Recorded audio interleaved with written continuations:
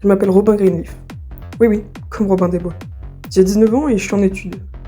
Ou plutôt, je suis censé l'être. Stup, qui sait. J'aime beaucoup de choses, j'aime apprendre, j'aime lire et des comics surtout, rassurez-vous. Moi aussi, les romans, parfois ça m'ennuie. Oh, et bien sûr, les jeux vidéo. Mais bon, ça c'est pas une grande surprise. Ce que je préfère par-dessus tout, c'est mettre de la musique et me laisser emporter, m'échapper dans un autre monde, là où je peux vivre en paix, vivre des aventures extraordinaires. Dit comme ça doit vous paraître enfantin, non? Pourtant, je crois que le problème du monde, c'est d'avoir perdu ce côté-là. Moi, je l'ai perdu à 6 ans. Depuis ce jour, elle est là, Annie. Elle me quitte jamais vraiment. Dans les moments les plus sombres, elle est là. Mais même dans les instants joyeux, elle reste tapie dans l'ombre. Ah, au fait, je vous ai pas dit. J'adore les chemises à fleurs. Ça met de la couleur dans ma vie. Ma préférée, c'est la rouge. Et puis, les fleurs, ça colle bien à ma personnalité. Enfin, bref. Apparemment, je suis INFP. Quel cadeau. Bon, médiateur, ça sonne un peu mieux, non? J'écoute les gens, je les aide. Je crois que c'est pour ça que je vais être photographe.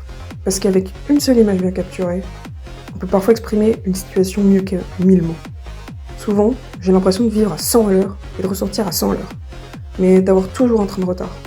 Enfin, c'est surtout que je suis toujours en retard. Il suffit de voir ma tête quand mon réveil sonne. Une vraie tête de vainqueur, pas vrai? J'ai toujours eu l'impression d'être un élément invisible. Je vois tout, j'entends tout, mais même quand je parle, personne n'écoute. Ou peut-être qu'ils ont jamais essayé. Sauf Annie. Elle est là. Même quand je voudrais pas qu'elle soit là. C'est drôle.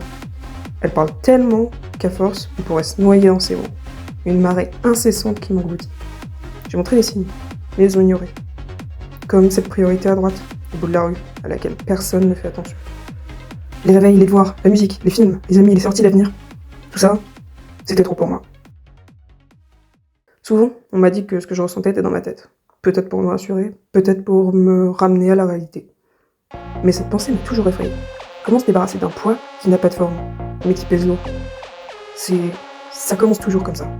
Une charge qu'on porte en pensant qu'elle est normale, un poids qui s'installe doucement, jusqu'à devenir une partie de toi. Et puis, un jour, on se rend compte qu'on ne marche plus, on s'enfonce. À la télé, on décrit des gens comme moi comme apathiques, vides. Mais ça, c'est une vérité avec des œillères. Ces gens, ces professionnels, ces proches, eux, ils l'ont jamais ressenti. Cette électricité statique qui parcourt tout ton corps jusqu'à ce que ça te fasse trembler, qui te hurle silencieusement que quelque chose ne va pas. Ce poids de culpabilité qui t'écrase ta poitrine, ton estomac, ta gorge. Ils l'ont jamais ressenti. Vous savez comment je le sais? Parce que moi, j'ai pas trouvé le moyen d'oublier.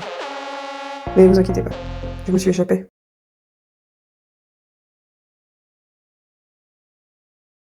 Et vous savez, juste une seule fois, j'aurais aimé entendre ces mots. Je te crois, tu souffres, tu suffoques. Je sais pas comment t'aider, mais je le vois, t'es pas seul. Ces simples mots auraient peut-être pu me permettre de respirer un peu. Alors, si vous connaissez un Robin, allez le voir. Dites-lui, et s'il vous plaît, ne le regardez pas se noyer.